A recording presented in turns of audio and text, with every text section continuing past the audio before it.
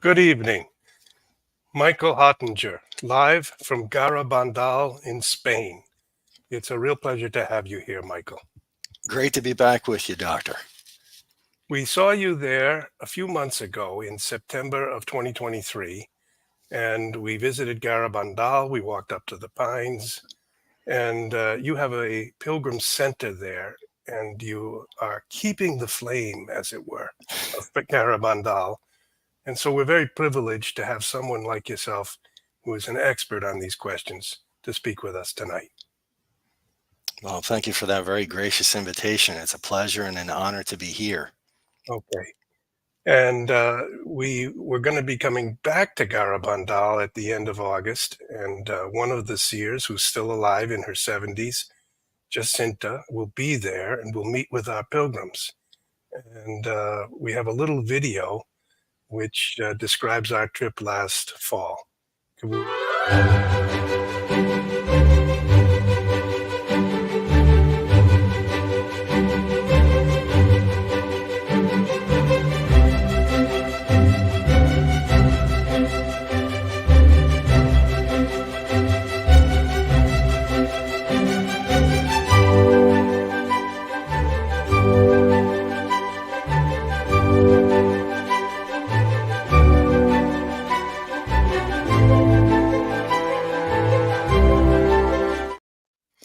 Well, it was a very nice group and we had a wonderful time. And you were a key person because you have, and I think are you in the Pilgrim Center right now? Yes, I am speaking to you live from the Pilgrim Center. Yep. Okay. And so behind you is a big conference room. Yep. And you This is have, the old school building where the girls learned reading, writing, and arithmetic. Oh, yeah. ah, hmm okay. And you've got documentation, you have books, you have a collection of videos, photographs. Tell us about your center.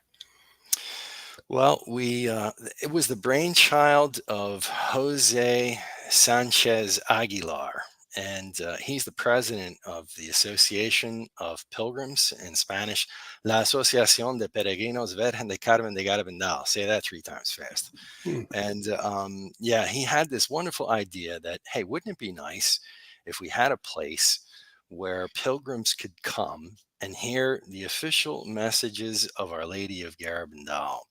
Hmm. Because up until this point, no such pilgrim center existed. It's hard to believe, but there was, I should say, a pilgrim center for French pilgrims that preceded the one that I'm in, but that was only open for those times when French pilgrims would be in town, and then it would close.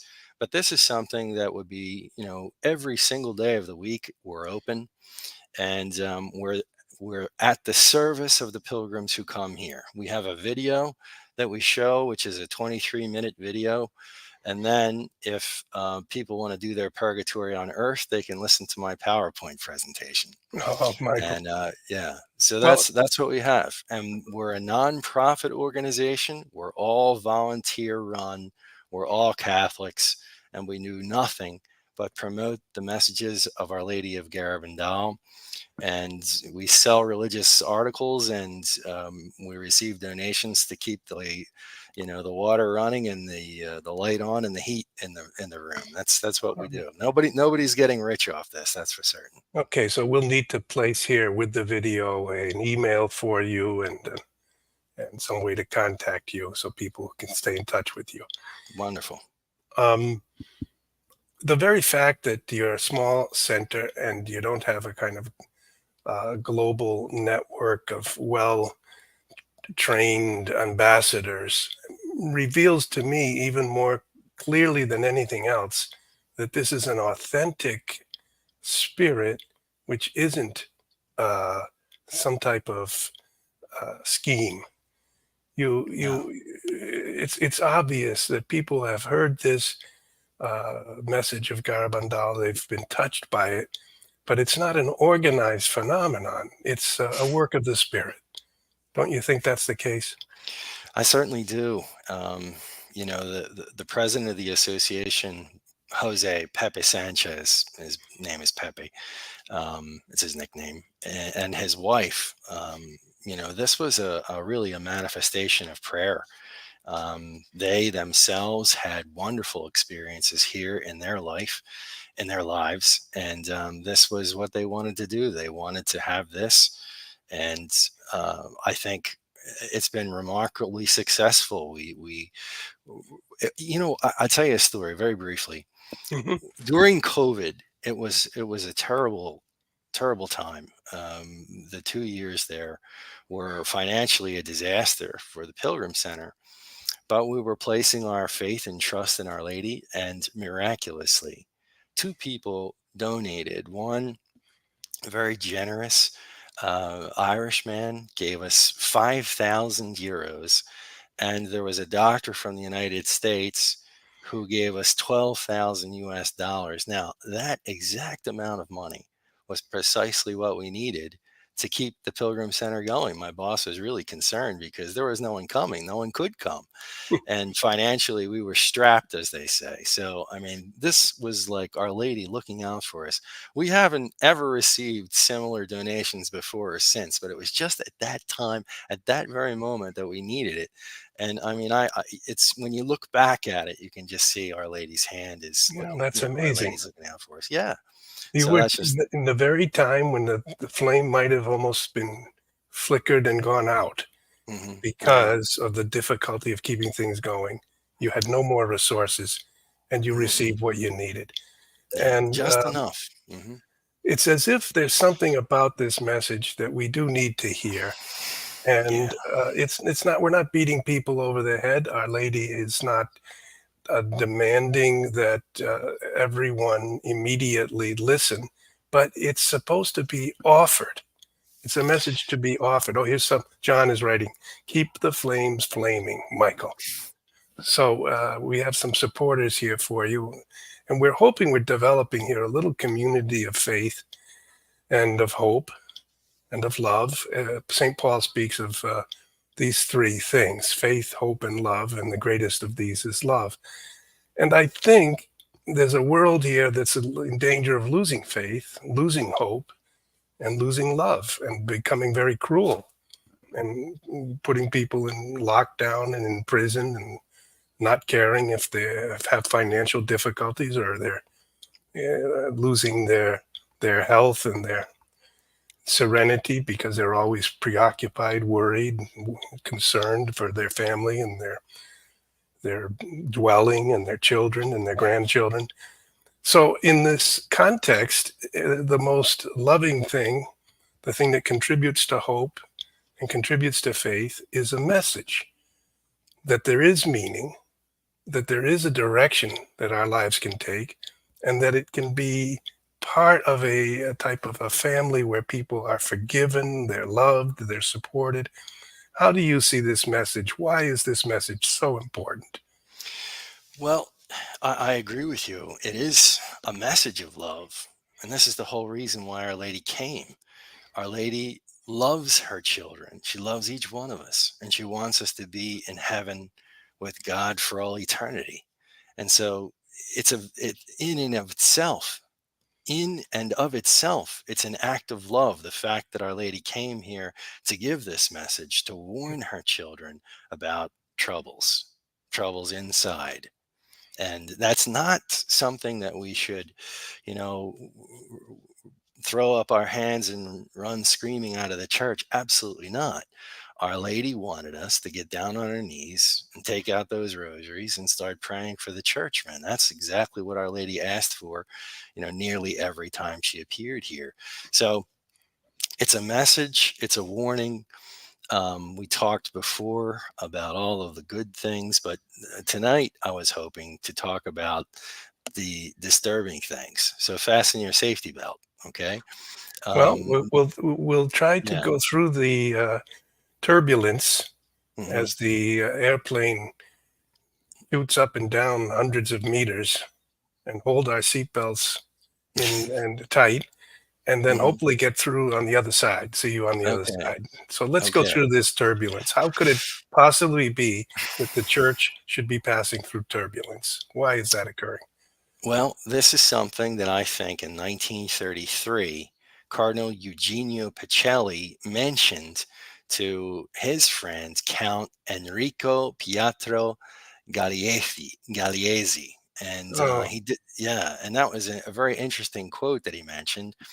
Now, mind you, this is the future Pope Pius the but 12th, you know what, who, Michael, I yeah, think I have to tell you something surprising. sure, sure, go This ahead. this Count Galeazzi, Hmm. I knew.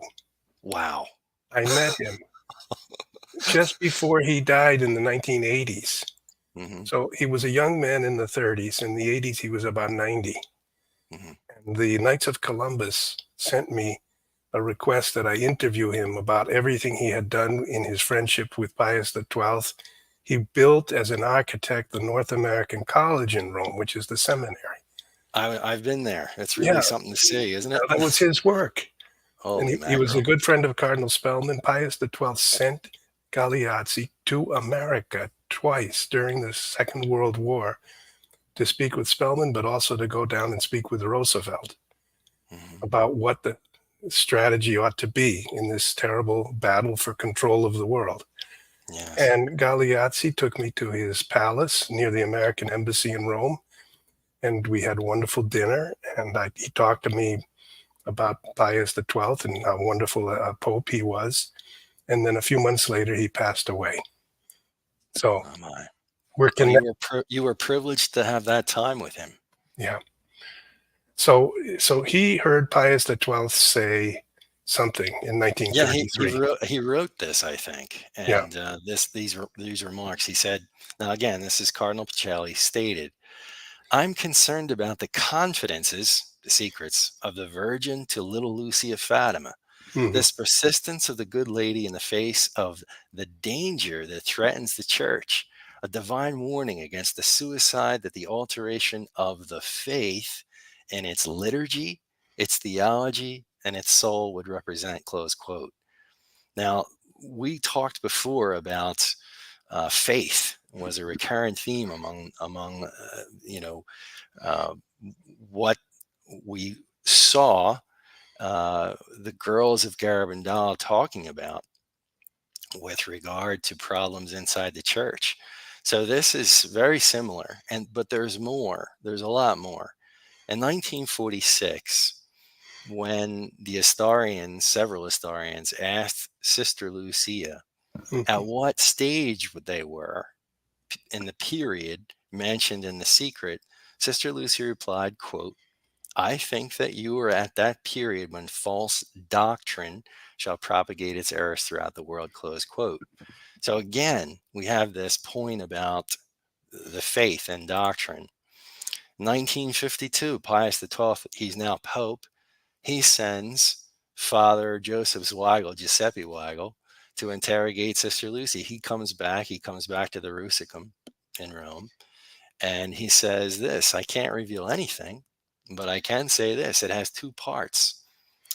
And then he said, one concerns the Pope, and the other, logically, although I should say nothing, uh, regards the dogma of the faith. So he's talking the Pope and the faith. Yeah. And then, and then we have another excellent quote. Now, this is coming from the official archivist of Fatima. Now, this is a man, I just want to tell you about this fella.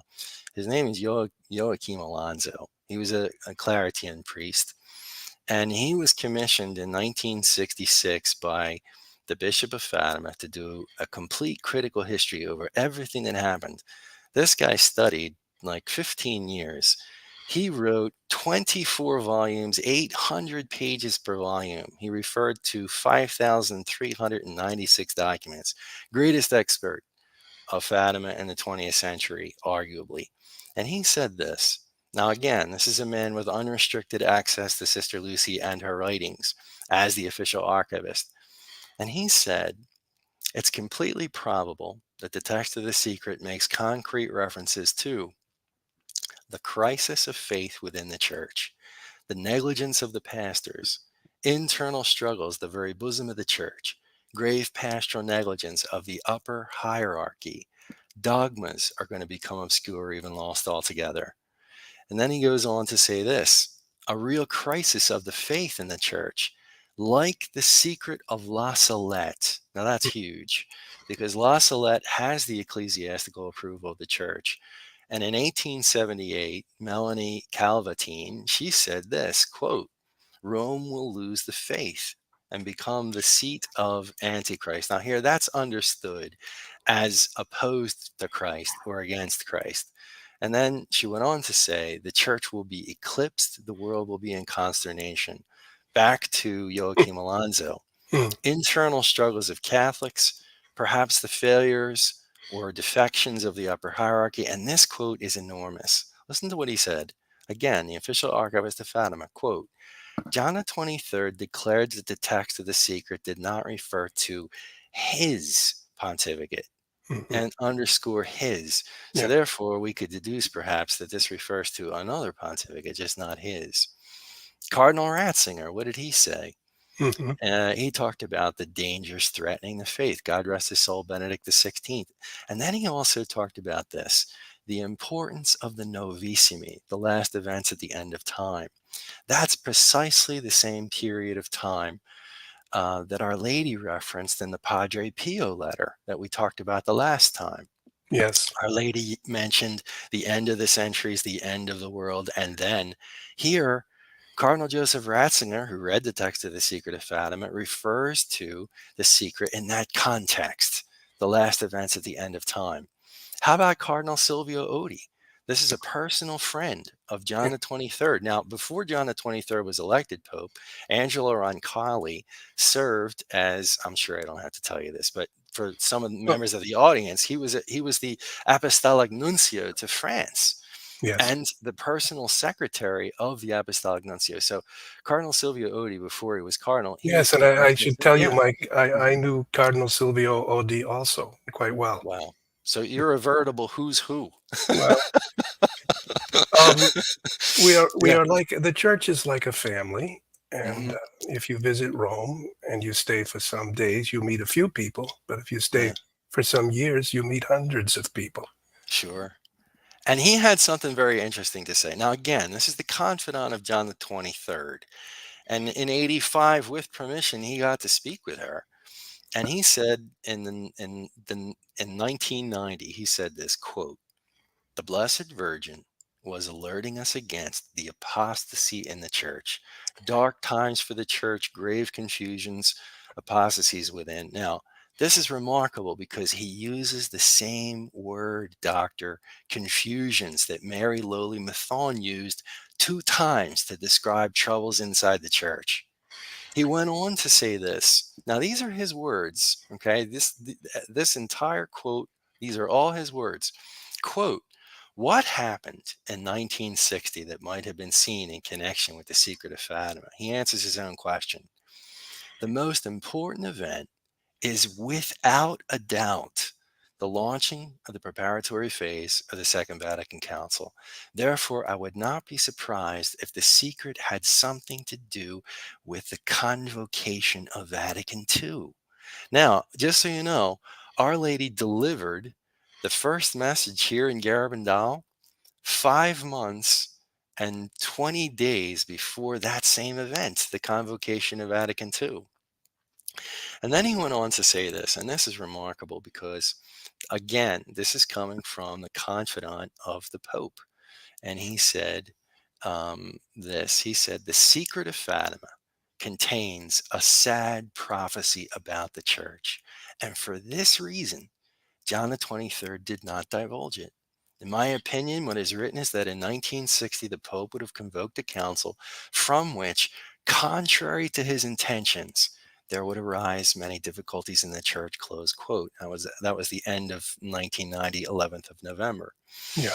So all of those quotes, I mean, if it doesn't fit hand in glove with the timing at which Our Lady gave her messages here in Garabandal and the essence and substance of what she said here, the implication of what she said here. If we move forward, this is more recent. This is 24 years ago. This is Father Valinho, the nephew of Sister Lucia Fatima. Now he had access to his aunt because he was blood kin and he was a priest and he got to see her and he ascertained certain things. And what did he say? He said this, I believe that third part of the secret concerns the church from within. Perhaps doctrinal difficulties, crisis of unity, the church might waver on dogma. He went on to say, 3 years later, he said this. He said, it concerns the persecutions, a type of breakdown of the faith. There is a relationship between faith and the third part of the secret. Universal crisis affects the whole church and all humanity. So all of these quotes are, I think, are wonderful because they're all saying exactly the same thing. Every quote, it's all about faith. It's all about trouble inside. Again, that doesn't mean we run screaming out of the church. We do Well, what Our Lady said to do: okay. prayer, penance, sacrifice, the Holy Rosary. I'm sorry, Doctor. Go ahead. Thank you so much for listening to all that. No, that's excellent. I wanted to put it now in a little further context. If we look at the history of the people of Israel, we find that they had difficulty continuing on the path of faith. They were exiled to Babylon. The temple they had built under King Solomon was destroyed, where they had the key celebrations of their liturgy. The temple was rebuilt, but then after the time of Christ, it was destroyed again in 70 AD. And the Jewish people for 2,000 years were scattered around the world. The Jesus refers to these different temptations the people had to worship the golden calf or to worship Satan. And we have someone in our chat who's writing that Catholics are worshiping Satan today. And I would like to respond to James by saying that's not true. We are worshiping the Holy Trinity, the Father, the Son, and the Holy Spirit. We do this in a difficult world where there are Promethean tendencies to imitate Prometheus, who stole fire from heaven. And they want to be like God. And they want to, our scientists and our very wealthy people today putting billions and even trillions of dollars into efforts to understand through the computer the genetic code, to alter the genetic code, etc. Mhm. So we are finding in our world a tremendous desire to be like God, but not to have God's own way, his own holiness. And the Catholics are trying to preserve what was handed to us by Christ himself through the centuries. But the image of the people of Israel is always reminding us that there's a possibility that we could be tempted and go astray. And there's a passage in our catechism which says that the life of the church, the mystical body of Christ, will pass through also its own passion as Jesus himself. He went, preached for 3 years, he came into Jerusalem on Palm Sunday, was venerated, was honored as the king of Israel. And then a few days later, he was arrested and executed with tremendous pain. The fact that our church would pass through difficulties shouldn't be surprising. We've written in the catechism itself.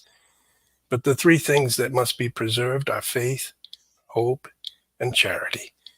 And as we face these problems, these messages that come from the children of Fatima and from the children of Garabandal allow us an insight into how we can proceed. Do you want to respond to that, Michael? No, I love everything you just said was beautifully put, and thank you for saying that. And that's exactly right. One of the things that just touching upon what you said about the Catechism, and this is Catechism of the Catholic Church, 1992, paragraph number 675, the Church's ultimate trial, There and you it go. says, That's it yeah. says Let's this go is ahead it. and read that.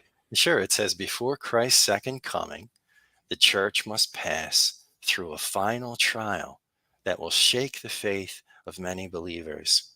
The persecution that accompanies her pilgrimage on earth will unveil the mystery of iniquity in the form of a religious deception, offering men an apparent solution to their problems at the price of apostasy from the truth. The supreme religious deception is that of the Antichrist, a pseudo messianism by which man glorifies himself in place of God and of his Messiah come in the flesh. Close quote. Yeah, that's it. So, Powerful, powerful words. And in the yeah, catechism, there's no yes. question that Hmm. they're in keeping with church teaching. Yes. And it's that word there. That word again is apostasy. And we see a recurrent comment about apostasy. We saw it with Cardinal Silvio Odi. We saw it also with Cardinal Luigi Ciappi. Now, Cardinal Luigi Ciappi, I'm sure I don't have to tell you, but for members of the audience, this was a great mind. This was the papal theologian to, I think, 5 popes. He hung in there. He was an old man, a trusted advisor to the Pope on all matters of faith and morality. And he was given the text to read. And in personal correspondence to Professor Baumgartner of Salzburg, Austria in 1995, he said this quote, "In the third secret, it is foretold, among other things, that the great apostasy in the church begins at the top." Close quote. Now, that single sentence, doctor, is so jam packed full of information because here he mentions the great apostasy. Now, there have been many apostasies in the history of the church. Of course, there would be, but there's only one great apostasy. And he has referenced St. Paul's second letter to the Thessalonians, chapter 2. And what Paul is doing there is he's correcting misconceptions in the minds of Catholics in the ancient church in Thessalonica. They had this misconception that Christ's second coming was imminent, next week, next month, 6 months, whatever. And Paul said, no, there are certain things that have to happen yet. First, we have to see this great apostasy, this massive defection, this rebellion of Catholics out of the church before we see what? The rise of the Antichrist, the man of sin, the son of perdition. Okay. And then Christ comes and destroys him. Now, here, Cardinal Ciappi has placed the third secret on the tapestry of eschatology. And where does he say it begins? At the top. Now, is he speaking of the Sacred College of Cardinals? Is he speaking of papabile, men who could become pope? Or is he speaking of, I don't know, maybe a bishop dressed in white we had the impression was the Holy Father? This is a question that Oh, only he Michael, can yeah. answer. Yeah. So Only now he you're Yeah. touching now Hmm. the third rail of the electric train here, or the Yeah. subway. If you Yeah, I know. I if know, you but listen, they're not my words. I haven't said this. All I'm doing is just reading the quote. That's all I'm doing. I'm uh, not I'm not telling you what to think. Yeah. Yes, go ahead. I would Mhm, say that people listening are correct to say what happened to our church. They're mhm, correct. mhm. People who are not Catholic have asked me that over the years. They Yes. said, well, "Tell us, explain how the church came from what it was in the pre-conciliar period to what it is today. Tell me the process." So this is not something new for me to Mm, try to understand and explain it. I suppose I might say I've spent my entire lifetime trying to mm, answer that question. What happened? And you're basically restating it again, the same question. How was it that something brought into a church which had a lot of unity, a lot of mhm. fidelity to the ancient teachings and liturgy, became a kind of trendy, relativistic institution with debates and disunity. And it Sure. may not be finished. We may still have tougher times even in front of us than we've had behind us. And the answer, I think, is that some enemy did this. Remember that Yes. phrase from Jesus? Yes. There was a parable about the owner of a garden or a vineyard, and his workers come to him and say, "There's all sorts of weeds growing up in your beautiful garden." And he says to his workers, "Some enemy has done this." Yes. So what we know is there are people who were envious or hateful toward the church, even, and they thought, "Let's destroy the church. Let's see if we can tempt the men and women of the church to fall short of their professions of faith, and particularly let's go after the leaders of the church, the priests and the bishops, and try to tempt them with a vision of a kind of human paradise, human joy, no longer Yeah. the crucifixion, no longer the cross. Let's move all that aside. Mhm. And I think there was a enormous effort made to remove the church as a player in human society that stood for eternal truth and stood for holiness. And they were delighted when every single case of someone falling, someone departing, someone sinning, and Mhm. they put it in the newspapers, and they made the church a laughing stock. Mhm. And what we are now confronting is a tattered and abused church in a way, and we have to defend the church in a condition now which is of profound danger, Mhm. because many young children are born into families now. They don't get baptized. Many people are exposed continually to influences in the media and the internet and all types of communication which are completely opposed to the teaching of the gospel of Christ. All of this has occurred during our lifetimes. We've watched it unfold step by step. And each of the people that you cited, Count Galeazzi, Pius XII, Cardinal Oddi, Joseph Ratzinger, who became Pope Benedict, and many others, Chappi, these men warned us, and they often warned us in the same terms that the children heard in the apparitions, both at Fatima and at Garabandal. So I think we have to say, whatever these children heard, it's not different from what we've actually seen occur. It's not very distant from the actual facts Yeah. of how our church has, in a sense, been exposed to the wolves Yes. and been torn apart. So we will have to confront this and restore, and we will, in a sense, rebuild the beautiful and defend the beautiful bride of Christ. And this is sort Amen. of what I, okay. So let's look at Garabandal, Sure. because many people have forgotten about Garabandal. But the amazing thing is, 3 out of the 4 children are still alive today, and we can even meet them. Yeah. And Yes, you can. none of them has become kind of a shyster or a person who has made money from these things. This is I think the holiness of life of the 4 children of Garabandal is a remarkable testimony. That's, I think, that says so much, because the fact that these people, uh, these these young women, when they became adults, um, they did nothing but live a humble life. It's very interesting to note that when 3 of them left, for the United States, married Americans, and raised their families there, and they chose a life, for the most part, of anonymity.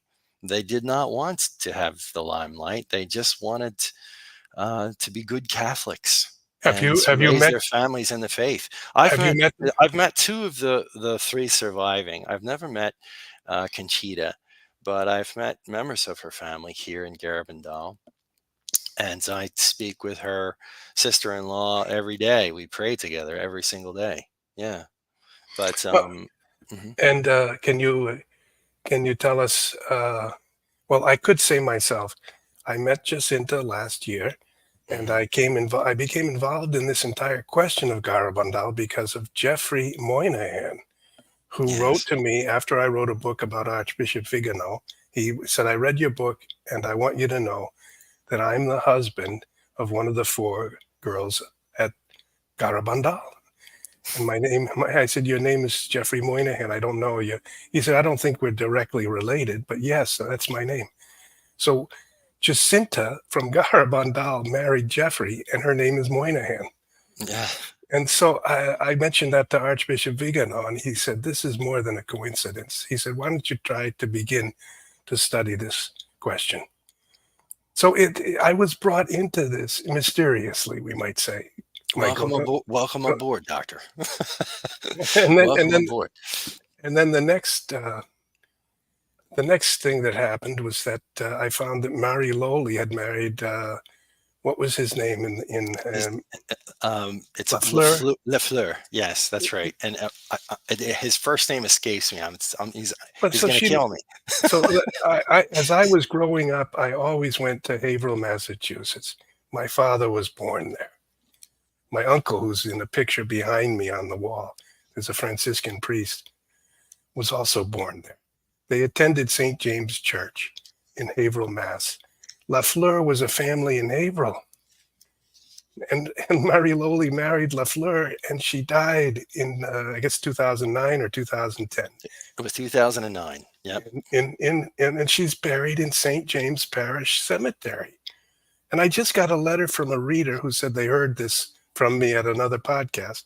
It And they was went, Francis Lafleur. I'm sorry. I just wanted yeah. to get that straight. Yeah. So one of our listeners went to Haverhill to St. James Church and went to the cemetery and found the tombstone of Lafleur and his wife, Mary Lowley of Garabandal. Wow. So, Well, her husband's still alive, just so you know. oh, I'm sorry. Yeah, Found yeah. that Her husband is still alive. I've met their entire all of their children and their grandchildren have all been in the Pilgrim Center, and yeah, I've had lengthy conversations with all of them. So yeah, it's been so marvelous, and I've also met her husband as well, who's been in the Pilgrim Center. I mean, in a certain sense, each of us in our lives feels that we've been said, told, or heard from God or from the Virgin. At a certain moment, we say a prayer. Well, should I do this or should I do that? Should I go here or should I stay where I am? And we're always praying for guidance. In other words, having a conversation with God or with Our Lady is not something completely unusual for us. But what is unusual is these repeated apparitions of several people at the exact same time Hmm. over several years, and a feeling of being almost mystically in ecstasy over and over again, but I think it's a sign that each of us also can be in a kind of connection with spiritual depths that aren't visible to us in the day-to-day life. So I don't think it's so very strange, but I'd like you to reflect on that. What do these apparitions really mean to you? What do they signify? They signify to me that Our Lady loves her children so much that she made a special trip um, in the here and now in order to communicate a message that she wanted to be published to the world in 1960. And when the You're decision was talking made, about Fatima in that yeah, case. that's Yeah. right. And when the decision was made not to publish it, the Queen of Heaven will not be silenced. And so she came here to give it again in a brief, updated form. That's why I think she came here. What she had to say was of paramount importance. And in fact, um, the question was asked to a reader of the Third Secret of Fatima in 1997. And the question went like this: how much weight, Father, do you give to the entire Fatima revelations? And this was Father Malachi Martin. Quote, this is his Mm. answer: I consider it to be the key event in the declining fortune of the Roman Catholic organization and the defining event for the near future of the church in the next millennium, the third millennium. It's the defining event, close quote. It's the defining event. And so something of such paramount importance, Our Lady could not leave unspoken, unsaid, unknown. And that's the reason why she came to Garabandal, in my opinion. But go Okay, ahead. and Yeah, so Garabandal then reconfirms what was said at Fatima in 1917, and absolutely. Garabandal is an arrow redirecting our attention back to Fatima. That's how I see it. okay, Okay. and the two things that you repeatedly refer to are apostasy Hmm. and repentance, I think. Yes. In other words, a church which departs from its faith, the creed, and tries to embrace a kind of more worldly faith, which Jesus and all the apostles always warned against. Be ye not conformed to this world. But we're tempted by it because the world has its attractions and its pleasures. And so we want food and we want comfort and pillows and hot running water. And our scientific society has provided us in some ways with many of these things. But the cost of some aspects of this science is that we set aside all thought of eternity, of the supernatural, and of the holy. And we focus only on the temporal pleasures of life. This is what we mean by a materialistic or a secularistic or a consumeristic society. And we've almost reached a total focus on this way of looking at our existence. Yes, Isn't that what our absolutely. And this is absolutely correct. Unfortunately, we've gotten into our heads that the here and now is all that there is. But that's precisely uh, against the reason why Our Lady came. Our Lady came to warn us that there is a hell. It exists, and people go there, and it's a horrible place. And this is something to be avoided. Okay. And we can, with the grace of God, we can become uh, saints. This is possible with the grace of God, okay? Through prayer and the sacraments, we can become saints. And that's what we should be striving for. What else is there, as it's been said by another Catholic? But yes, I mean, this is the reason why Our Lady came. She wants us to be with her and her son in heaven for all eternity. And this idea that we can forget about, we focus so much on time that we forget eternity. But as Catholics, as good Catholics, we have to have one foot in time and the other in eternity. And this is something that I think Our Lady reminds us of here in Garabandal and also in Fatima, okay? that So there are eternal consequences to the choices that we make. And so make the right ones. I'm sorry, doctor, go ahead. no, very very good. You are in Garabandal. It's I guess 9:45 in the evening, so it's dark there. Yep. What is going on in Garabandal this evening? Well, they're really not a lot. I think right now, because it's a funny thing. The culture here in Spain, they eat late, so most people Oh, eat, and yeah, they do. They eat like after 8 p.m. so people may Um, still even now be eating as we are talking Absolutely. their Yeah, they dinners. can. The big Mhm. meal that they have is lunchtime. That's the reason, they have the greatest, I think one of the great innovations in culture, the siesta. For 3 hours you can do anything you want, but that's the big meal in the middle of the day from 2 to 5, let's say. But So yeah. how does a Pennsylvania boy end up becoming a sentinel, the guardian of the flame of Garabandal?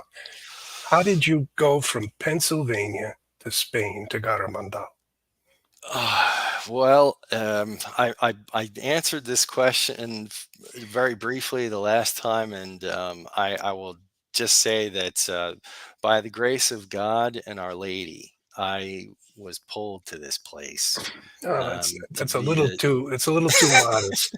I'd like you to give Well, us like three incidents, three moments where your footsteps were directed in this way.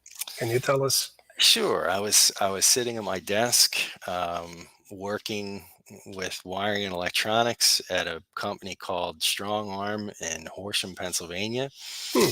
And while I was doing that, I had this idea kind of come into my head. Now, this is after 2 years of prayer. Um, Really, I wanted to know what God's will was for me in my life and the rest of the life that He gives me. And as I'm sitting at my desk, I just have this thought, go to Garabandal. And then I wrote it it was so profound and so intense.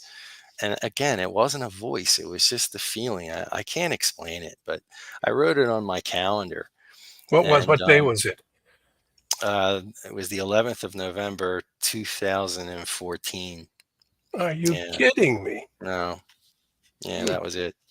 So anyway, so I shared this with my parents. And now again, I had been preparing for this for a couple years, so this wasn't, something that I was just doing haphazardly or impulsively. But I shared it with my folks, and I think my folks thought that I was going through a midlife crisis or something like that. And I said, I assured them, no, it was not. I was going to daily mass, I was going to daily confession. I know some people think that's over the top, but I wanted to be as pure as I could be to really hear the voice of God because I wanted to know. And when I got that message, I thought, boy, oh boy, that was clear as a bell. And then I did what I had to do. I gave my 2 weeks notice. I left my job. I sold everything I had for the Are most you part. kidding me? No, I gave things away, You and changed your entire life. I did. I really did. And but it was, believe me, it was kind of scary. I can't tell you how many times I said, Sacred Heart of Jesus, I place my trust in thee, on the plane over, going to a place I'd never been. And then, when I landed here, it was like, talk about a fish out of water. I didn't speak the language. I didn't know anything. I didn't know anyone. And I was praying the whole time from the bus ride from Madrid to Torrelavega, which is a neighboring city. I was praying, God, please let there be a taxi in Torrelavega that will take me to Garabandal. And there was one. It was the only taxi there waiting at the bus station right when I got there. Running, I just left my bags at the bus, ran to get this guy, and tell you my story. But anyway, he drove me to Garabandal. There was only one taxi there, and he got me there, and Yeah, and see, he drove me right up to the Pines. I didn't even stop to go into my hotel. He drove me up to up to the Pines, to the right here. It's just the main site to see when you come to Garabandal, yeah, where many of the apparitions took place and where the prophesied future miracle is going to take place. But anyway, when he drove me up there, I walked to the place, and you've been there, doctor. You know how beautiful it is. yes, I just knelt down and kissed the ground, and the ground was wet, and I didn't care. I just wept. I was just so moved with emotion to have been there. Now, my first full day in Garabandal was a Feast of the Immaculate Conception. Now, I got to tell you something. I did not plan that. I didn't even think about it. I was looking for the cheapest ticket that I could find. So I left on the 6th. I landed on the 7th in the morning. So, I was there by the afternoon on the 7th, but the first 24 hours I was in Spain were the Feast of the Immaculate Conception. So I mean, that's like you see Our Lady's fingerprints on that, yeah. I mean, that's just weird, you know. As I yes. say, I didn't plan it. I didn't. Now, But I'm anyway, just do you feel what do you have a family, or did you have a no, vocation perhaps to the priesthood, or did you no, ever I did. ever study in a seminary? I did. I was in a seminary for a long time, and I was able to get a couple degrees while I was there. So yeah, I went. I was 3 years college there. I had some college before I entered the seminary, so I was 3 years of college in the seminary, which is called the lower side, and then I went to a year of spirituality at a place called Mary Immaculate Center in Northampton, Pennsylvania, and then back to the seminary for another few years, and then But the reason that you did not continue and become a priest? I had a lot of doubts about my ability to live the celibate vocation, and so I took some time away, and it just didn't work out, So, but this was God's will, and I'm so happy that it happened the way that it did. I really am. Um, So everything you happens for the best. All things happen for the best to those who love God. Yeah. So, I mean, you've received your call, as it were. Go to Garabandal on November yeah, 11th, yeah, 2014. And you yeah. arrived there in which year? It was 2014. I arrived there in December of 2014. Oh, And you, then, oh, so just wait a minute. You're saying just 1 month after you heard these words, well, you no, gave you I had the thought of going there. Okay. And I you'd was had it you'd praying had about it. it yeah, I had the thought of coming there for a long time, much longer than that period of time where I got that kind of clear clarion sense that this was where I should go. But You, yeah, it was about 2 years of thinking about it, and so then it you'll was be that. so this coming December you'll be 10 years in Garabandal. That's right. Yeah. Well, there Okay. was 3 months I had to go back to the States to take care of my paperwork in 2016. But yeah, aside from that, yeah, it's 10 years. I know time Okay. flies when you're having fun, doctor. Do you have any insight into your childhood spirituality? Anything that were you? Well, one of the great things that my mom always had on our kitchen wall was a beautiful picture image of our Lord in the Sacred Heart. It's still there to this day. And I love the Sacred Heart. I love the Sacred Heart. I love Our Lady's Immaculate Heart. And I think it really was, my parents instilled their faith to all of us, all of the children, and I think that's a very important thing, and it was a major factor um, in well everything that happened in my life. There's All no right. question about it. We've Hmm. got a reader who says I'm avoiding the plot of the conversation. Maria Desjardins. By, Okay, well, by talking. let's get back into it. Okay. Dr. M, Okay, now. you Yeah, please, let's get honest about what is okay, going on and the need to obey Our Lady's requests at Fatima. Okay, Maria, okay, I put you right here on the screen. Michael, we've got maybe 10 or so minutes to go. okay. Um, Uh, One of the things that I think that I wanted to talk. Can I just kind of um, go off here? There's a couple points here that I just wanted to mention. Okay, about Russia and the connection with Russia and with Fatima and Garabandal with respect to Russia. Now, have you ever looked at the coat of arms of Russia? That's Saint George on their official coat of arms, standing in triumph over the dragon, which is the symbol of Satan. I think that means something, okay, and it will mean something in the future. All right, that's just a okay. little this Well, I foundation. mean, there's Okay. no question that Russia is mentioned at Fatima and is unusual. I don't think another nation is named by name. And then it was a great country, but it was overtaken by a regime of communism for the first Absolutely. time in the world, of Hmm. atheism. And it had been a Christian country, Orthodox Christian. There were Catholics as well who had come.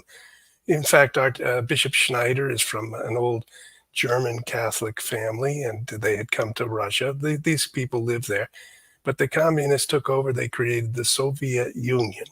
Hmm. And Fatima mentions it. Fatima occurs just as this Russian Revolution is occurring. And then is this connected also with Garabandal?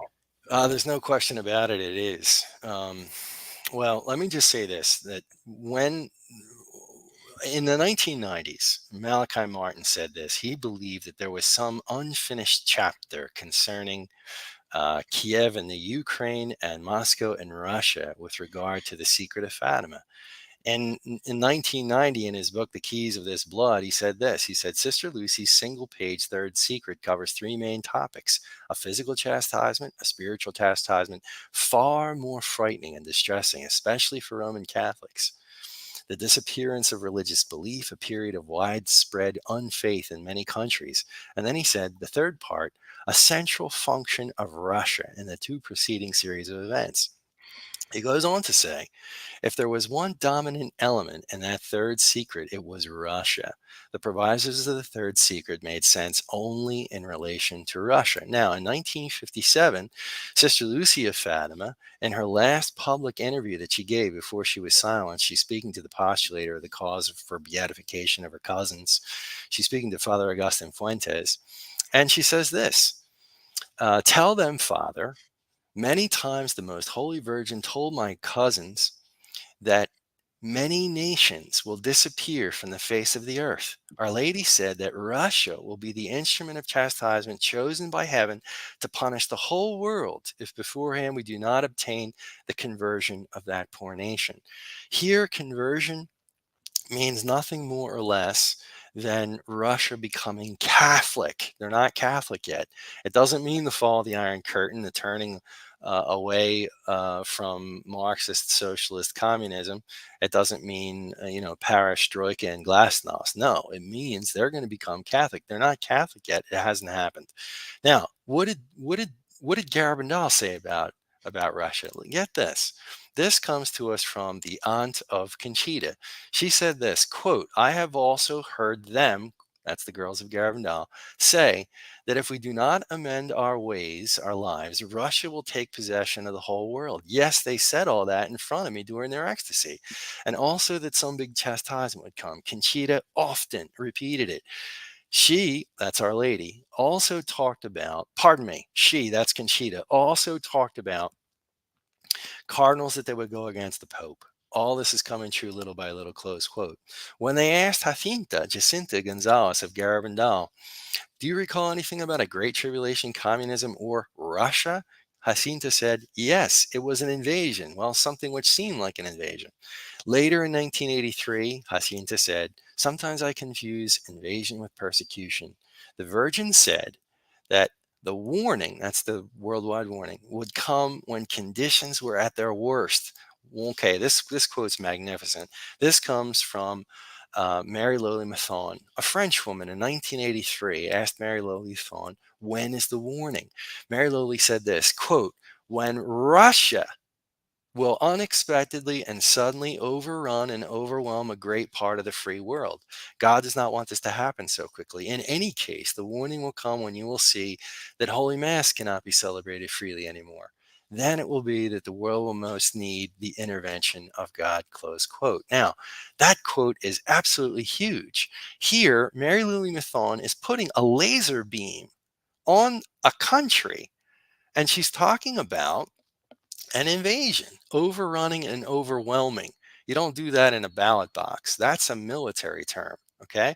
But then she said this, and this is remarkable because she says, in any case, the warning will come when you will see that Holy Mass cannot be celebrated freely anymore. Now, fasten your safety belt, doctor. Are you ready for this?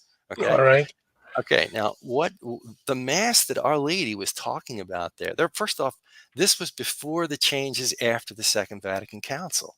So the mass that Our Lady was referring to there was the mass of the ages, the mass of 1500 years. That's the mass Our Lady was talking about. And again, what did she say? When you will see that Holy Mass cannot be celebrated freely anymore, then it will be that the world will most need the intervention from God. Now, fasten your safety belt, okay? This is rhetorical. Is there anybody in the Vatican today who seeks to restrict, suppress, and prohibit that very mass? Don't answer that question, okay? Yes, Let there me is. let me keep going before I know you're going to jump out of your skin there. But but now hang on a second now. This one, okay, this is from JP2, okay, in Fulda, Germany in 1980. Yes. A group of German Catholics asked him, you know this well. This was reported in the German magazine Stimme des Glaubens. Okay. They said, hey, what about the third secret? Shouldn't have been published in 1960? Verbatim. Given the seriousness of the contents, my predecessors preferred to postpone publication so as not to encourage the world power of communism to make certain moves. The Pope grasped the rosary. Here's the remedy. Pray, pray, ask for nothing more. Leave everything else to the Mother of God. Now, what he's talking about there, the world power of communism in 1980 November was not China, it was Russia to make certain moves. The late great Father Nicholas Gruner, Father Paul Kramer, and Father Malachi Martin, all three of which experts of Fatima, all say that the certain moves that JP2 was talking about there were military moves. Okay. But then he goes on and says this. They ask him, what's going to happen to the church, Holy Father? And he says this: prepare to suffer great trials. We're talking persecution and martyrdom here. He goes on to say, how many times has the renewal of the church sprung from blood? This time, too, it will not be otherwise. We must be strong and prepared and trust in Christ and his mother, and very, very assiduous in praying the rosary. Close quote. Again with the rosary. Padre Pio, January of 1966, Conchita's with him. And after he Wait. meets her, Conchita go to Italy? absolutely she Yeah. did. She Okay. went to Italy. She was invited by Cardinal Alfredo Ottaviani. Oh, the Yeah. circumstances for the invitation are incredible. Ottaviani wrote to, or had a message sent to, Father Luis Jesus Luna. And I mean, this was a personal courier from Cardinal Ottaviani delivering a message to the acting pastor of the parish here. And he wrote in a confidential letter, I, with or without the approval of the Bishop of Santander, bring the girls to me. Okay, Hmm. bring Conchita to me. So Conchita went to Italy to be interviewed and interrogated by Ottaviani. But before she went, in January of 1966, Conchita met with Super Saint Padre Pio. Hmm. And when she went into that small room, was, hardly anything in there. He was there, and there was only like 3 or 4 people in the room. There were witnesses, okay? And he took the crucifix that was kissed by Our Lady here during the apparitions in Garabandal. He placed it over his stigmatized hand, took Conchita's hand, placed it over the crucifix, said a blessing. Okay. And then Amazing. Amazing. during that conversation, he said this. Now remember, JP2 talked about blood. Yeah. What did Padre Pio say to Conchita in January of 66? Quote, the great wonder of God, that is the miracle of Garabandal, the great miracle, must be paid for with too much blood throughout Europe.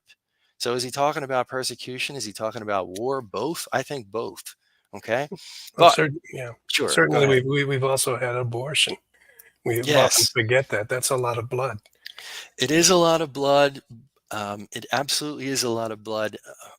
The abortion began in Russia in 1920, went Yeah. to China by 1950. It wasn't in the United States until 1973, and in Right. Spain until 1985. So I think that, there are people out there that believe that the cup running over, and there's one quote in one book that references the cup running over in relationship to abortion, but I don't think that's the case. That's just my personal opinion. Okay. You think that's going to be I think physical? the cup running over has to do with what was happening at that time in human history.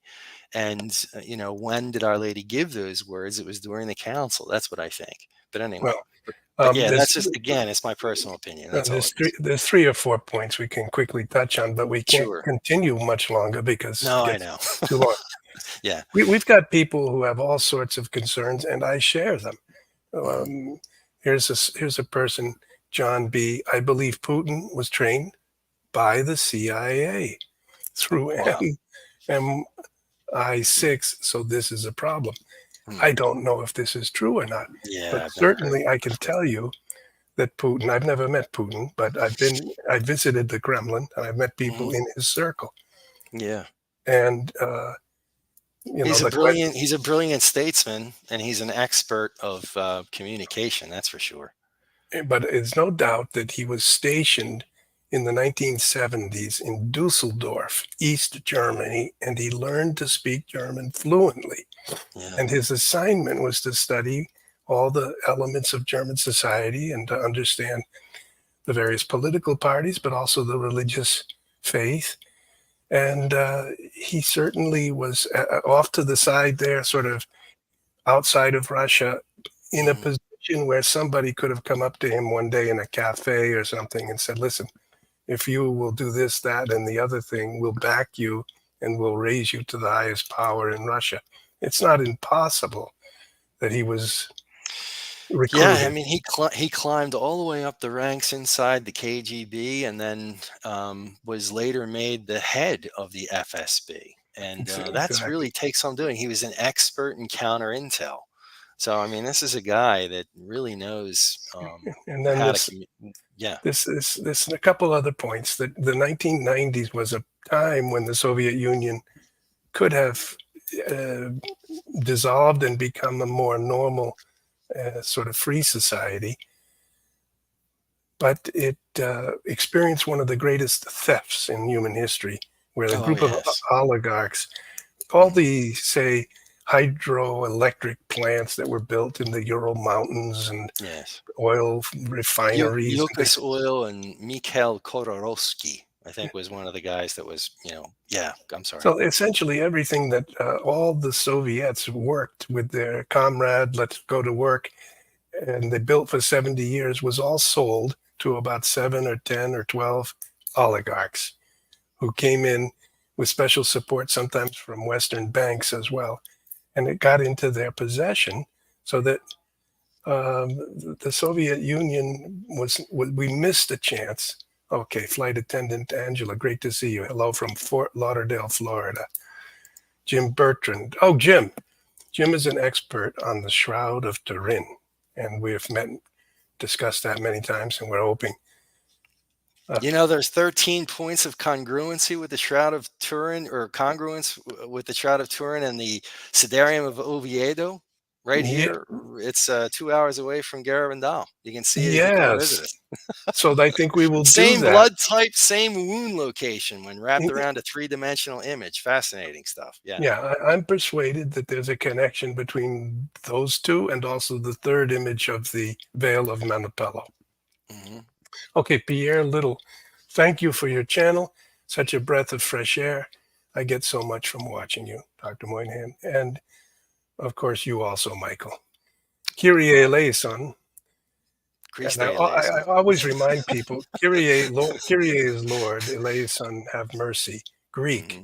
language. So people Yeah, speak of the Latin Mass, but the passage where it says, Lord, have mercy, was always Kyrie eleison. that's right. It It was connects us. always It connects us spoken, to the eastern lung of the church. Yeah. in Greek. So Hmm. if we look at it carefully, we shouldn't call it the Latin Mass. We could say the Latin Mass with a bit of Greek. And in addition, the Alleluia and Hosanna are Hebrew words. That's right. Um, so I think we are so privileged to have the chance to talk internationally. We are honored to have these guests like Sherry in New Zealand. I think if we looked at what we've just presented, we have people here from the United States, Canada, from Europe, from New Zealand. And I think in another show, we had some people from South Africa, from Venezuela. So here we have this Kyrie eleison is from India. Hi from India, went to Garabandal a few years ago. And Marie Griffin from Ireland. So we have an international, we might call it a global community in Yep. this little podcast. And therefore, your call to go to Garabandal, the words you Yeah. heard in your heart, go to Garabandal. Even the connection I have that my name happens to be born now by Jacinta, who married a man named Jeffrey Moynihan, who was an American sailor. Somehow God is lining up the various players on the chessboard here. He's I bringing think. people together.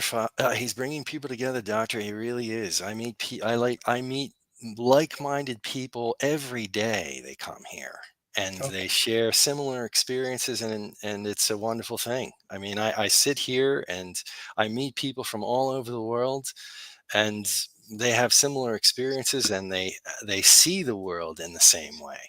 So I mean, I really think that the Holy Spirit is working, and Our Lady is bringing people together, and this is a good thing. I think she's marshaling her forces, I and a think. battle is yet to come.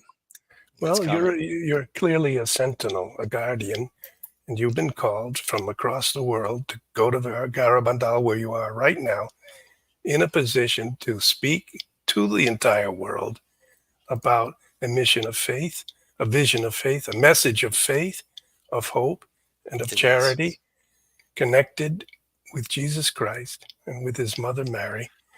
And this is objectionable to the world today but Mhm. it's a message that will soften the hearts of very hard-hearted people and will end eventually some of these cruelties and these terrible abominations of murder. May And I finish? Doctor, may I finish with two quotes? I know we're really long here, but can I sure, share of these two course, quotes with you? sure. This is from Malachi Martin. Okay, again, reader of the text of the Secret of Fatima. Quote. He said this 1997, 22nd of March. Now, as regards the message of Fatima, it still stands. It still stands. The errors of Russia are now abroad, and they are abroad. Russia will be converted finally by my immaculate heart, she said. It will be. Our Lady said it. So Russia is within the plans. Why? That would take me too far afield into papal secrets. Why Russia and Kiev are involved in the final solution of this problem, but they are. They are part and parcel, and it's really God's choice. It's purely and simply God's choice. He has his own favorite solutions. I wouldn't have chosen the Russians or Kiev or the East for salvation, but salvation is to come from the East first, all close quote. Now, this next quote I have, and this is going to take some time. This is a remarkable quote, and this is from former judge Father Jim Anderson, who is a priest for the Society of the Missionaries of the Holy Apostles. Now, in his presentation, the talk that he gave entitled Our Failure to Obey the Message of Fatima, which he gave in October of 2012 in Florida, he said this, and this, listen very carefully, this is remarkable. Here's what he said, quote, Satan's pride compelled him to reveal his hand in the destruction of Holy Russia from the start of the revolution. Hmm. In 1905, when servant of God Catherine de Hook Doherty was a 9-year-old girl. She was a Russian aristocracy. Okay. When she was a 9-year-old girl living comfortably with her family in rural Russia, it was customary for pilgrims to walk long distances to pray at its many shrines. One evening, a single old woman pilgrim sought shelter at the farm of Catherine's family, and the family of the servants eagerly gathered by kerosene lamps around a crackling fireplace to hear tell of her pious adventures. Well into the evening, after relating many blessings received at the holy shrines, the old woman told of passing through a thick forest with a growing sense of an evil presence that even set the forest creatures on edge. Around a bend, another road joined hers, and a single man walking in her direction joined her. Although she sensed some evil about him, he behaved well. He didn't use the Christian greeting, just calling her Granny. When she told him of her holy pilgrimage, he laughed about religion being superstition fed to peasants by priests to pacify them to accept the many injustices that afflicted them. He was eloquent and persuasive, and she soon began to believe him. Then he mocked. Then he began mocking the Blessed Mother and Hmm. calling the virgin birth fiction and devotion to Mary idolatry. She quietly took a small bottle of holy water and sprinkled him with it in the name of Jesus and the Holy Trinity. He screamed, fell twitching to the ground, and before vanishing, cried out, You old fool! All Russia will be covered with rivers of blood over the things I have said. Millions will think like I do. There will be moaning and groaning and tears all over the land. I am out to win it, and win it I will, and neither your God nor your blessed Virgin will be able to save it. Close quote. The Hmm. old woman fainted in terror. Awakening, she continued walking cautiously. Suddenly, there was a very great light on the road, and a young woman dressed like her in a pilgrim's garb with an icon on her breast came up gently to my side. Fear not, Grandma, she said. It is true what the man said, but he was not a man. These things will come to pass so that Holy Russia may hang on the cross with my son to redeem the world.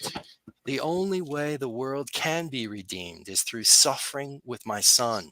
Fear not, there will come a day when, under the sign of my son, I will lead Russia to show my son's face to the world. Then she vanished too, and I saw the lights of the village. End of the story. Now, for those people who think that the consecration of Russia is unimportant or that the consecration of the world will do, you need to understand that this is Satan's plan, and the Blessed Virgin has met him on his chosen field of battle, and that's why the consecration has to be done. And as just as the Blessed Mother said when she said that, and on the 13th of June, 1929, at the greatest, I don't know, arguably the greatest theophany in human history, right? Michael, those were awesome words. That story I'd never heard before. You're Yeah, talking about very profound matters, and yet it's not so distant from what we're actually seeing in front of our eyes. that's right. It's not. We Uh, are just around the corner, I think, and Doctor. 2 or 3 years ago, we never heard of Kiev, and every day now we hear of Kiev. You know, How about that, huh? so, so we really, I think, we have more material to go over, talking about the various consecrations when they were performed and whether they were effective or ineffective. Yep. And we're trying to create a little community here. So if people like what we say, or at least appreciate some of it, then please hit the like button, and then share this video or podcast with others.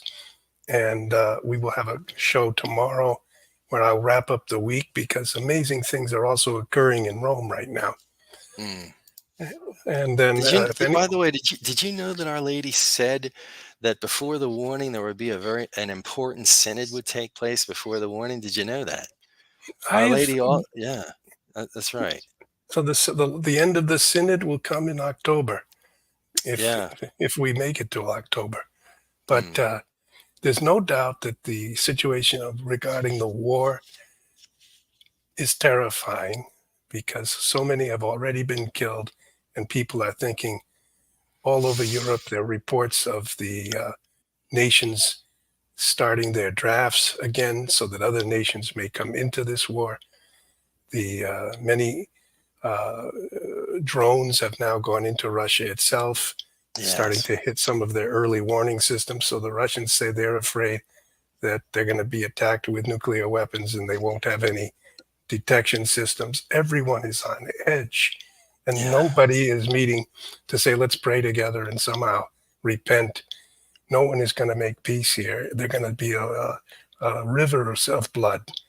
So, I read a story today that there were 11 nuclear Russian nuclear submarines operating in at the Atlantic Ocean. yeah. I just read that. Well, we're a very clever race. The human beings have got some technologies now, but we've got to keep somehow an orientation toward the holy. I could perhaps add this. I'm talking too much myself. Joseph Ratzinger, Pope Benedict XVI, had one phrase that he repeated many times. He spoke publicly. He said, man should not do everything that he can do. If you have technology to investigate and do experiments, maybe on babies or human beings or animals, maybe try to merge two species together as they're thinking of doing, he said, we Yes, should not do everything that we can do, because there'll be horrors that will arise. absolutely. And we are somehow in the grip of a science that's lost all orientation to what is holy. There's nothing holy any longer. John Howard is asking, where can we find that story, which really was an awesome story, but where could we locate that, Michael? You'll be able to find that. Well, if you just type into a Google search engine, um, uh, Father Jim Anderson, and then type in our failure to obey the message of Fatima, you'll find him actually. The entire presentation is about a little over an hour, I think. But in that presentation, he mentions that great story from Catherine de Hook Doherty. Yeah, Yes, and that's of where course, I got it. Yeah. I've admired her very much for many years myself, Catherine Yeah. de Doherty. Wonderful So person. Wonderful person. she Oh yeah. created the Madonna houses. That's right. Yeah. And she was a lover of the poor. You talk about love. She had it. Just remarkable person. Friendship houses, and Okay, we'll she talk set one about up. her. Can we talk about her as well in our next Sure. podcast? Sure. Oh, we're having a next podcast. Okay, great. I didn't. I I wasn't think sure if we were or not. I think Okay. we have to stay in touch with the Sentinel. Okay. Wow, boy, You're there I'm on the honored. spot. I'll do my best. You'll have When are to we going to meet? update Next us. Thursday? Next I think Thursday? so. I think so. Sounds good. If you're Same willing. time, 9 Say, o'clock? yeah. The hour of mercy for you at 3 o'clock in the East Coast, yeah? Yes. And we also today are Corpus Christi. That's Uh, right. Happy feast day. yeah. The blessed body of Christ and the bread of life. Man does not live by bread alone. Amen. So thank you for everything you've done, for your wonderful stories, for your narration of your own journey. It gives all of us hope. And we will return to talk to the guardian of Garabandal in Thanks be another to week. God and Our Lady. Thanks be to God and Our Lady, Doctor.